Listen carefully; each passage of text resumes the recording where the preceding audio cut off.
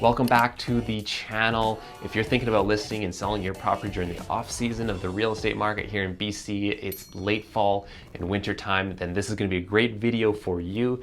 I'm going to talk about some things and scenarios where you can capitalize and benefit, and some scenarios where you might want to wait. But first, let's unpack the stigma around selling your property in the winter time.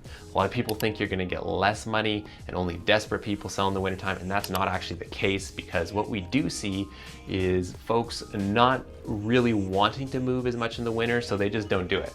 We got less buyers and less sellers, so sales numbers drop, number of transactions drop. And when the media gets this and when consumers hear this, they get it twisted around and they're thinking that, oh, the average sales price drops crazy and you aren't going to get as much money for your property. And that isn't actually the case, because what we have happen, say this is spring and summer, buyers, sellers.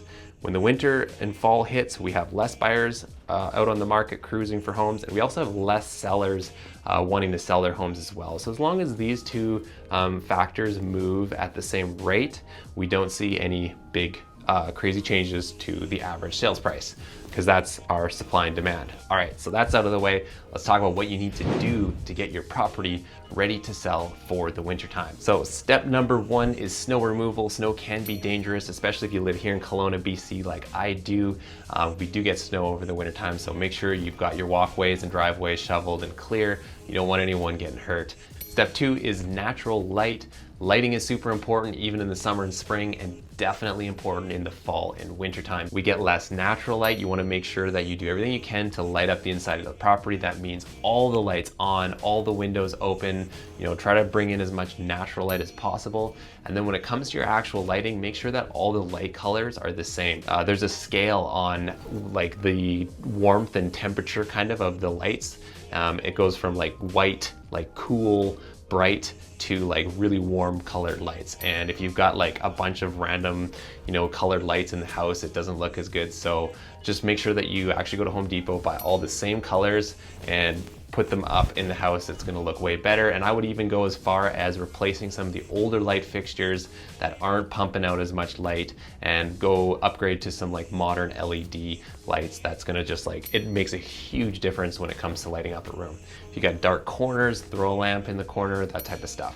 But lighting is important. So steps 3 and 4 are going to be declutter, clean, and make sure your thermostat temperature is set up to something reasonable. For the thermostat settings, somewhere between 68 degrees Fahrenheit, 71 degrees Fahrenheit is going to be ideal. Decluttering and cleaning is going to be the same straight across the board for any season, but just making sure that your property's in prime shape for when buyers do come through. It's not the time to start pinching pennies and trying to save some money on the utility bills when you're selling your property in the winter. I experience it all the time when I'm working with buyers. You walk into a cold property, you take your shoes off, the floor is freezing cold, it just puts everybody off right away. So create a nice, warm, inviting environment. Next one is having strong smells in your property. Same thing when I'm working with buyers and we open the door and you get hit with an unpleasant smell, whether it's some stinky old winter boots that are sitting there at the foyer or someone's hockey gear, make sure you eliminate that, because that's gonna put people off right away. I actually recommend to all my sellers to do this,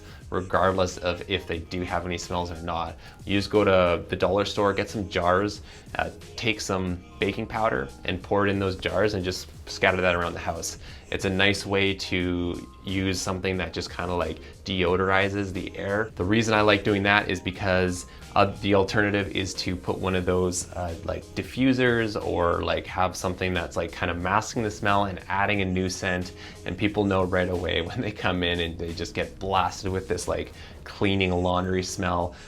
They assume that you're trying to cover something up. So best thing to do is just get some baking soda that doesn't have an actual odor itself. It just deodorizes. And then the last step is, if you've got a pool or some cool summer features, make sure you include either photos of that in the listing from the summertime. Have a little feature sheet explaining some of those extra features that they might not be able to see, because if they're coming through and there's like 6 inches or 10 inches of snow on the ground, they're not even going to go outside.